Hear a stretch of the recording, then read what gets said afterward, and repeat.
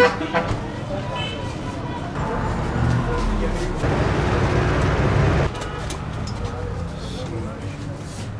Aleyküm.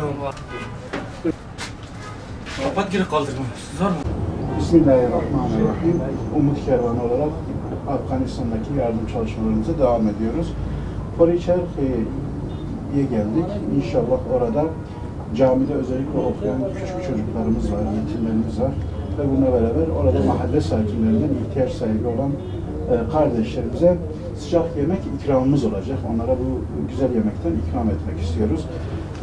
Rabbim Müslüman kardeşlerden razı olsun. Yemeğimiz burada. Buranın meşhur pilavı. Şimdi bu pilavdan paketlememizi yapacağız ve sonra gideceğiz camide bekleyen kardeşlerimize onlara ikram edeceğiz inşallah. Bismillahirrahmanirrahim.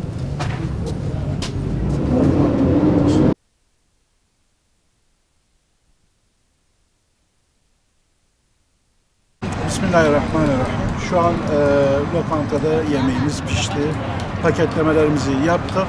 Arabamıza yükledik ve birazdan yola çıkacağız. Gideceğimiz yerde de şu an orada yetim ve ihtiyaç sahibi olan kardeşlerimiz bizi bekliyorlar.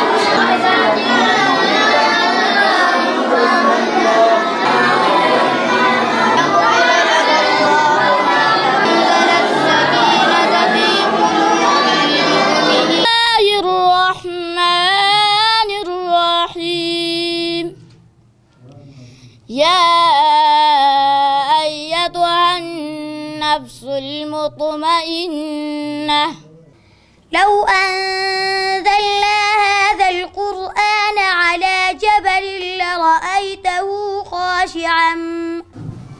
Bismillahirrahmanirrahim. Elhamdülillahi Rabbil alemin. Ve salatu ve selamu ala Resulina Muhammedin ve ala alihi ve sahbihi ecmain. Şu an çok güzel duygular yaşıyoruz. 3 tane hafızımızdan çok güzel ve anlamlı ayet-i kerimeler dinledik. Bunlar bizim hafız adaylarımız. İnşallah en kısa sürede hafızlıklarını tamamlayacaklar. Yalnız okudukları Haşr suresindeki ayet çok manidar. Herkes yarın için ne hazırlayacaksa onu önden göndersin Allah'tan korkarak. Çünkü hepimiz öleceğiz, Rabbimize ulaşacağız. Orada bizim hesabımızın kolay olabilmesi için hayırlarımızın çok olması gerekiyor.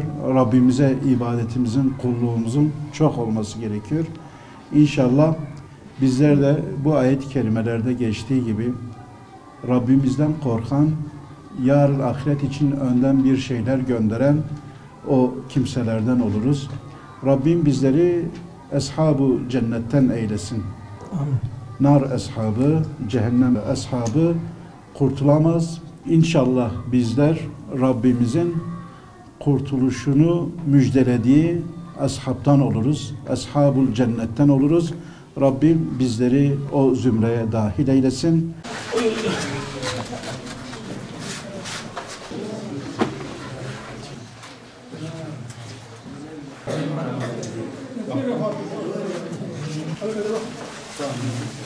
Hadi.